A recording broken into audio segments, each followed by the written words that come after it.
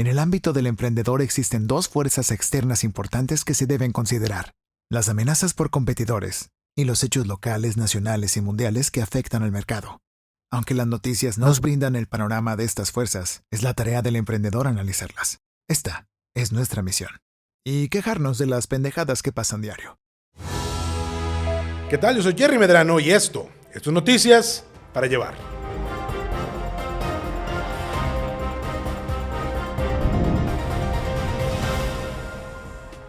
Bienvenidos al resumen de las noticias más relevantes, donde abordamos sucesos locales, nacionales y mundiales, para bien o para mal, y ni modo, para que usted esté muy bien informado.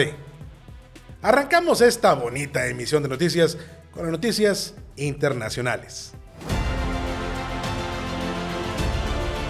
Empezamos nuestro tour internacional en Aalborg, Dinamarca, donde el Museo de Arte Moderno Kunsten reporta un caso digno de analizarse. En un acuerdo con el artista Jens Hanning, el museo le dio al artista, en calidad de préstamo, la suma de 534,000 coronas danesas, algo así como $84,000 o algo así como 1,680,000 pesos, para que el artista pudiera recrear un par de obras que ya había presentado en el museo en el 2007 y en el 2010, tituladas Un ingreso anual promedio danés y Un ingreso anual promedio austriaco.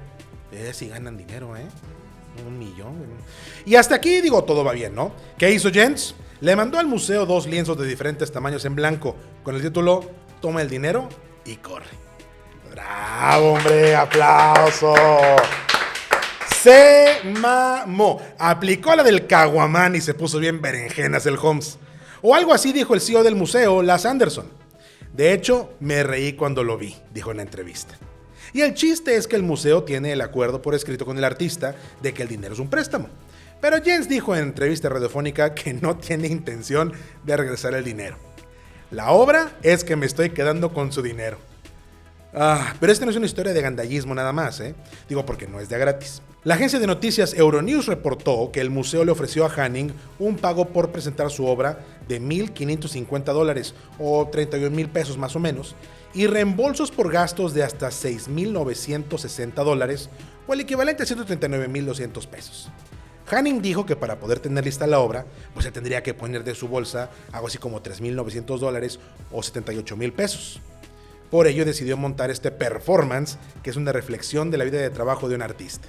Esta obra es una declaración sobre nuestra responsabilidad de cuestionar las estructuras de las que somos parte. Y si esas estructuras son completamente irracionales, debemos romperlas. Puede ser tu matrimonio, tu trabajo, puede ser cualquier tipo de estructura social. ¿Y el museo? El director Anderson espera que Hanning regrese el dinero porque no somos un museo rico, ¿verdad? Regresando al continente americano, Estados Unidos. ¿Qué dice el señor presidente Biden? Que a partir del 8 de noviembre se reabrirán de manera paulatina los accesos por vía terrestre para visitas no esenciales desde México y Canadá. Los menores de edad podrán viajar al vecino del norte sin estar vacunados, cuando los adultos que les acompañen puedan demostrar su esquema de vacunación completo. Claro que hay un pretito en el arroz. El equipo del ministro Ebrard está trabajando para que el gobierno norteamericano acepte los esquemas de vacunación de Sputnik y de CanSino. Oiga, ¿ya se vacunó usted? Si aún no lo hace, apúrele si quiere usted viajar, ¿verdad? Y si no va a viajar, pero aún no se vacuna, no la chingue, vacúnese. Las chingaderas que lea usted en WhatsApp son puras mentiras. Caray. WhatsApp, a ver. Que si no le reenvío esto a 10 amigos, no me va a querer un dinero de sorpresa. ¿Sí será cierto? Son puras mamadas. Bueno, en todo caso, las vacunas son eficientes, útiles e instrumentales para poder dejar atrás una pandemia que ha hecho un daño aún no cuantificado en la economía internacional. En todo caso, Estados Unidos está confiado en que la apertura de las fronteras ayude a estimular el consumo interno de frente a la temporada navideña, algo que de momento la economía estadounidense necesita de manera urgente para mitigar los efectos de la inflación generada por el fin de las medidas de contingencia implementadas al inicio de la pandemia. Oiga, hablando de consumo interno, la Canaco advirtió el pasado 15 de octubre que la disponibilidad de artículos electrónicos para el Buen Fin en su edición número 11 podrían estar escasos debido a la escasez de chips para fabricarlos. va a haber un poco de restricción por ese tema de microprocesadores, dijo Javier Arteaga Gutiérrez, presidente de la Canaco Monterrey. A esto se suma el aumento estratosférico en los costos de contenedores marítimos, que han aumentado más de un 400% su costo contra el año pasado. Entonces, ojo con el Buen Fin 2021, que se llevará a cabo del 10 al 16 de noviembre. Participarán entre 23,000 y 24,000 establecimientos, con descuentos que podrán alcanzar hasta el 60%, y un sorteo organizado por el SAT, donde 100 millones de pesos se sortearán entre los negocios inscritos y 400 millones serán sorteados entre los consumidores que usen tarjeta de crédito o de débito para comprar durante el Buen Fin. Es para que le junte, ¿verdad?, con el premio para pagar impuestos, ¿eh? Pero bueno, sigamos nuestro recorrido en México, en nuestro hermoso segmento de México Mágico. El juego del calamar sigue siendo el tema de obsesión en todo el mundo. Nosotros mismos lo usamos en un beat hace un mes más o menos. Pero en Mexicali, la Comisión Estatal de Servicios Públicos, CESPM, imprimió alrededor de 1,000 sobres con el logo de la serie coreana para mandar requerimientos de pago de los deudores por servicios de agua potable. José Armando Fernández Amaniego, director del CESPM, indicó que aprobó la impresión de los sobres para quitar la monotonía a lo que la gente cree que es gobierno. También dijo en entrevista que revisaron minuciosamente con el área legal de la dependencia la apropiación de la imagen de la serie y decidieron darle para adelante con el gasto de 100 pesitos que les costaron los sobres. Con esa inversión, el director Fernández espera recaudar 1 millón de pesos de una cartera de 400 millones de pesos en saldo deudor. Pues no sé qué decir, ¿eh? Porque por un lado, qué buen mame. Por el otro lado, pues qué buena estrategia, ¿no? Mi sentido de negocios está asombrado por una expectativa de retorno tan grande. México mágico, sin duda. ¿Qué opinamos, producción? Sí. ¿Que nos gusta o no? Sí, nos gusta. Te voy a decir una cosa. Yo en lo personal, yo lo que he notado es que la popularidad de la serie y los memes han desencadenado un aumento significativo en los chistes fáciles, racistas y xenofóbicos en México y en Latinoamérica. Personalmente, estoy en contra de cuadrar la conversación en el racismo generado por el triángulo de ignorancia entre lo chino, lo coreano y lo japonés.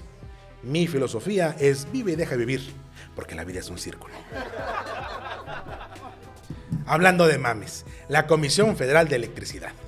El pasado 30 de septiembre, nuestro querido presidente Andrés Manuel López Obrador envió a la Cámara de Diputados su iniciativa de reforma constitucional sobre energía eléctrica. Con esta reforma se busca fortalecer a la Comisión Federal de Electricidad y darle preferencia en el despacho de electricidad sobre los derechos que han adquirido empresas privadas con la reforma energética que publicara el expresidente Enrique Peña Nieto. Chingado, Enriquito. ¿Cómo nos divertíamos cuando estabas acá? Lástima que te nos fuiste a mejor vida. Digo, porque la vida en Europa es más sabrosa, ¿no, producción? Sí. Puta madre. Chingada, que invite. En fin, durante la última semana, el gobierno federal se ha encargado de convencer a la opinión pública de que la reforma es necesaria para el buen funcionamiento de la infraestructura eléctrica del país y que es, además, un imperativo moral, porque las grandes corporaciones de México han hecho cualquier cantidad de fraudes, mal uso y abuso de las condiciones preferenciales que les brinda la legislación actual en materia de generación eléctrica por métodos limpios, así como el autoabastecimiento para sus operaciones. El problema de la diatriba del gobierno, que esta obra de teatro a 3 actos se llama Mentiras Burdas. En el primer acto sale el director de la Comisión Federal de Electricidad, Manuel Bartlett, a exigirle a los empleados de la comisión que apoyen y promuevan la reforma porque es su responsabilidad. Salgan a difundir la reforma eléctrica, defiendan a la comisión de la campaña en contra que han emprendido. Ustedes están en todos lados, donde hay un foco, están ustedes. Es nuestra responsabilidad defenderla.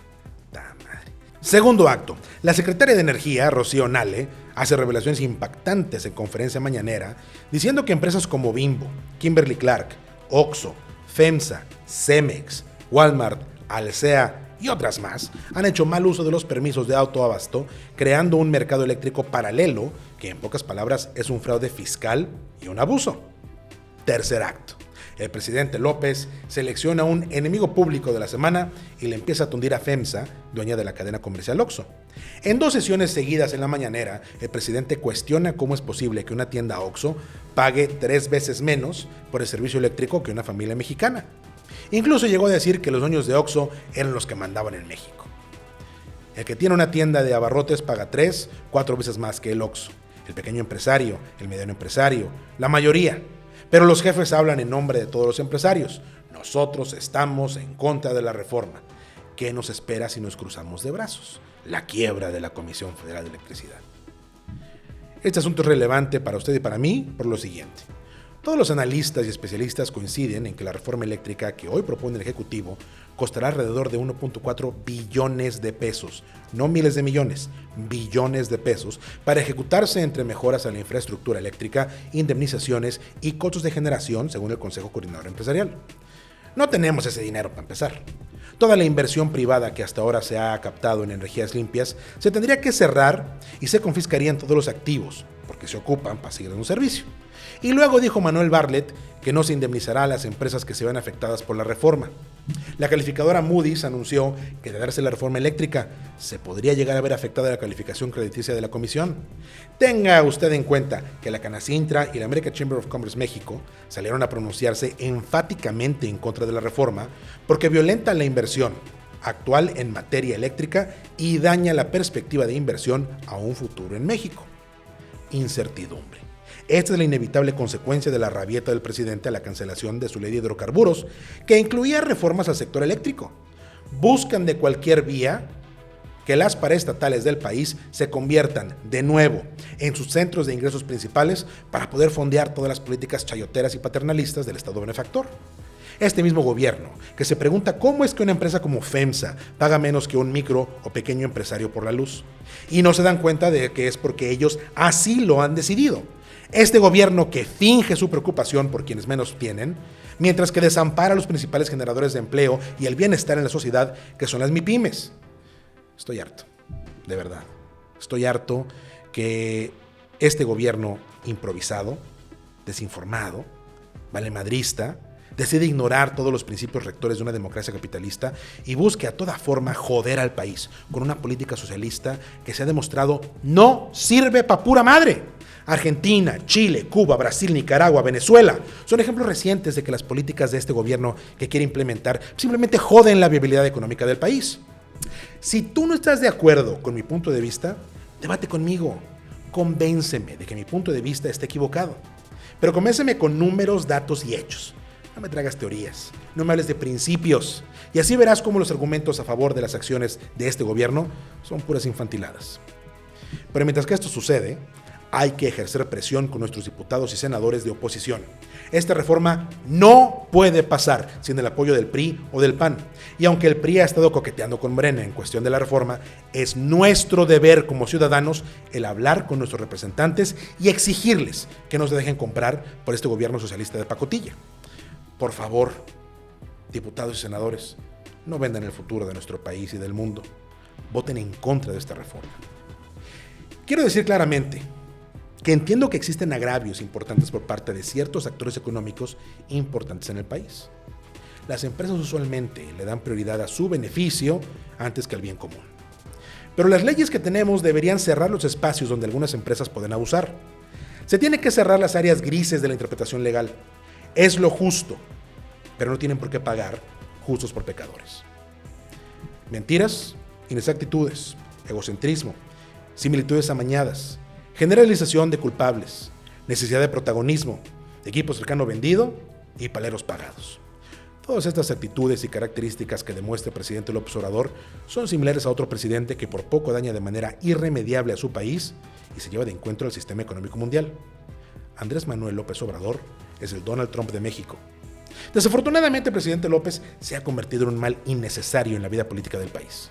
Y a diferencia de Estados Unidos, nosotros ahora tenemos el poder de decisión sobre el mandato del presidente.